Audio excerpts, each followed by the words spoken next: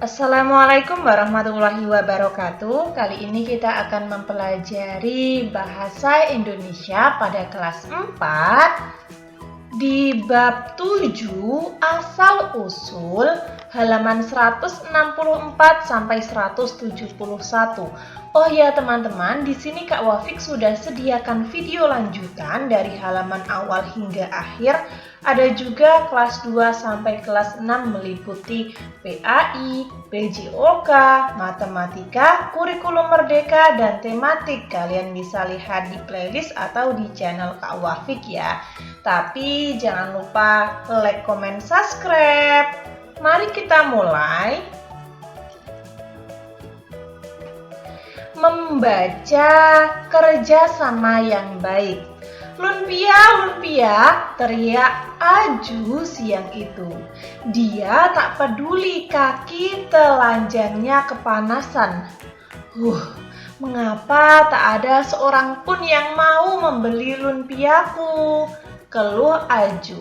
Dari kemarin dia berjalan kaki keliling kampung Melayu menjajakan lumpia. Namun ketika orang-orang bertanya apa yang dijualnya, mereka pun pergi begitu saja. Jangan-jangan lumpia buatanku tidak enak. Tetapi orang-orang di pecinan suka. Pikir Aju masih penasaran. Dia tak mau hanya berjualan di pecinan.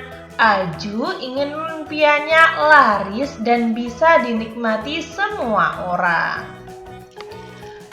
Lumpia, lumpia! Aju tersentak dari lamunannya.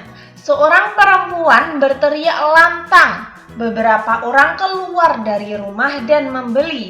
Aju melihat perempuan itu berjualan panganan yang mirip dengan lumpianya. Apa buatan dia lebih enak daripada buatanku ya? Gunam Aju. Lumpia, lumpia, teriak perempuan itu lagi. Aju menghadang langkahnya. Hei kamu, jualan lumpia ya? Tanya Aju ketus.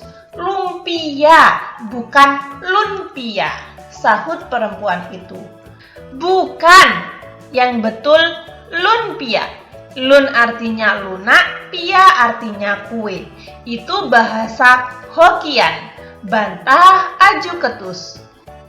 Perempuan itu malah tertawa. Namaku Warsih, aku orang Jawa. Tak paham bahasa Hokian. Lumpiaku berasal dari kata Olimpia, karena aku sering berjualan di pasar malam Olimpia. Aju ternganga, oh begitu ya. Lalu Aju bertanya, kenapa orang-orang kampung Melayu ini mau membeli lumpiamu, sedangkan punyaku tak laku? Wajah Aju berubah murung. Memangnya lumpiamu isi apa? Tanya Warsih. Aju lalu menunjukkan lumpia buatannya pada Warsih. Rembuk dan daging babi. Warsih menggeleng. Kamu lihat kan, penduduk kampung Melayu banyak yang berasal dari Arab dan Gujarat. Mereka beragama Islam. Itu ada masjid di sana. Orang Islam tidak makan babi, tidak halal. Lumpia buatanku isinya kentang dan udang. Karena itu mereka bisa memakannya. Setelah itu Warsih berkata lagi, sebetulnya nasib kita sama kok.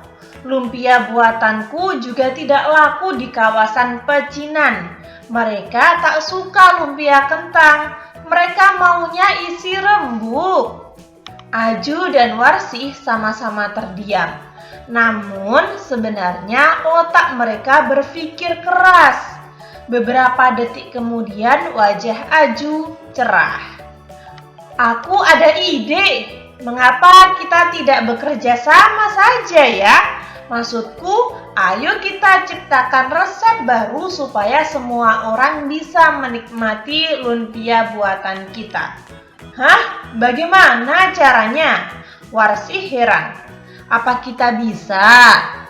Tidak ada salahnya mencoba. Bagaimana? Kamu mau mencobanya? Tanya Aju. Warsih mengangguk. Kamu benar juga. Tidak ada salahnya mencoba. Warsih dan Aju berjabat tangan. Sejak saat itu, mereka berdua bekerja sama dan menciptakan resep baru dan menjajakannya bersama. Lumpia dan lumpia adalah makanan khas Semarang yang telah ditetapkan sebagai warisan budaya tak benda oleh Direktorat Internalisasi dan Nilai Budaya Kementerian Pendidikan dan Kebudayaan 2014. Lumpia hadir pertama kali pada abad ke-19 dan merupakan salah satu contoh perpaduan budaya asli Tionghoa Jawa. Pada tahun 1870, Jo Taijo datang dari Fujian ke Semarang dan menjajakan lumpia yang berisi rembuk dan daging babi. Kemudian dia bertemu dengan perempuan Jawa yang bernama Warsih yang juga menjajakan panganan yang mirip tetapi berisi kentang dan udang. Mereka berdua lalu menikah. Lumpia buatan mereka pun disesuaikan baik isi maupun rasanya agar bisa dinikmati oleh banyak orang. Nah, ini adalah cerita dari Kak Dian Kristiani.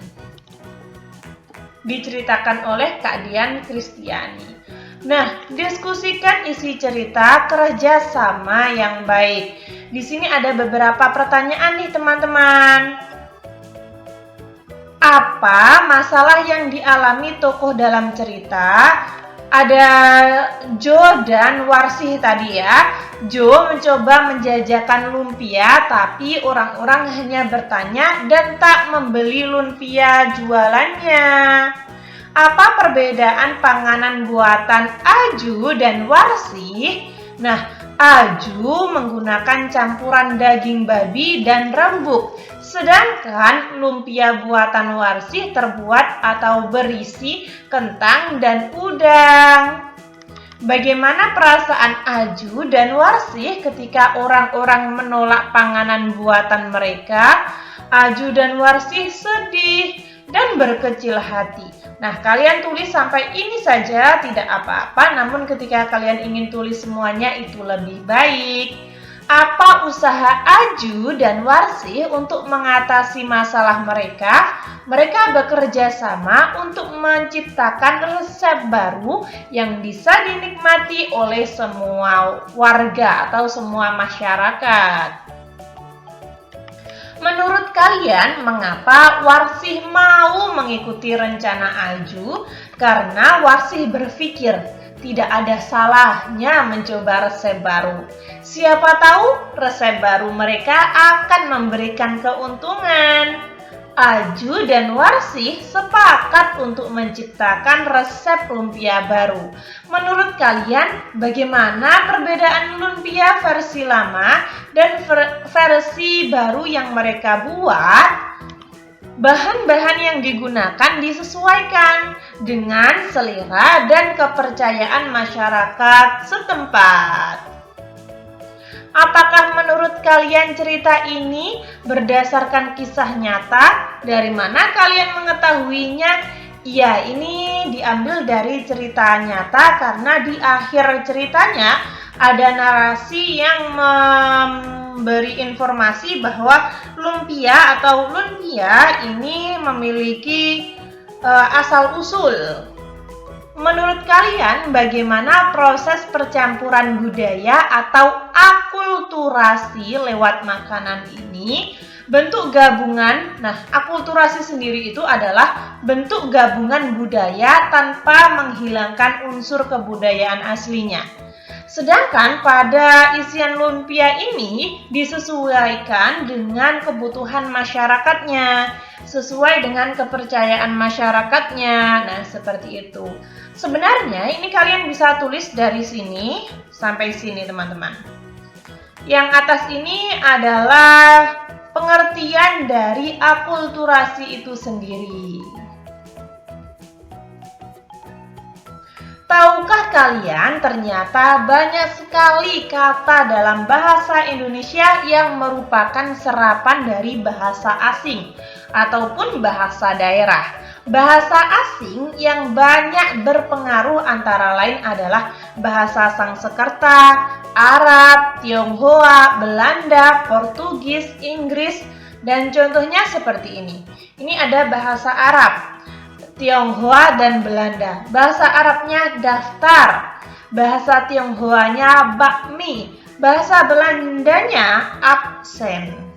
Lalu ada juga yang ini, bahasa Arab ilmu, nikmat, sabar, bahasa Tionghoa beca, cawan, giwang, bahasa Belanda kartu, permen, televisi. Nah, kata-kata ini tidak asing kan di telinga kalian? Lalu ada bahasa Sanskerta teman-teman, yaitu desa, jiwa, negara, upacara. Bahasa Portugis, bendera, jendela, kereta, dan meja. Sedangkan bahasa Inggris, diskusi, fakta, komputer, dan pulsa. Bacalah kalimat-kalimat berikut teman-teman. Nah, setelah itu Warsih berkata, dipisahkan oleh koma ini teman-teman. Lalu karena itu ini juga dipisahkan koma, berada di awal kalimat. Namun lalu ada koma. Kata-kata yang dicetak tebal disebut konjungsi atau kalimat penghubung teman-teman. Ia disebut kata penghubung karena fungsinya menghubungkan dua kalimat. Antara lain untuk apa saja? Nah, yang pertama menjelaskan kejadian yang akan terjadi, arti sebenarnya, selanjutnya, setelah itu. Menjelaskan keadaan yang bertentangan, arti sebenarnya misalkan akan tetapi, namun, dan lain sebagainya. Menjelaskan keadaan yang merupakan akibat dari kalimat sebelumnya. Akibat, oleh karena itu, oleh sebab itu. Nah, misalkan saja seperti itu ya. Mengutamakan keadaan sebelumnya atau menguatkan, malah, bahkan, nah seperti itu ya. Contoh-contohnya di sini ada 6 gambar teman-teman. 1, 2, 3, 4, 5, 6. Nah, gambar-gambar ini acak. Kita akan mengurutkannya. Di sini ada menulis. Perhatikan gambar-gambar tadi. Di buku kalian buatlah 1 atau 2 kalimat yang menggambarkan kejadian di dalam setiap gambarnya.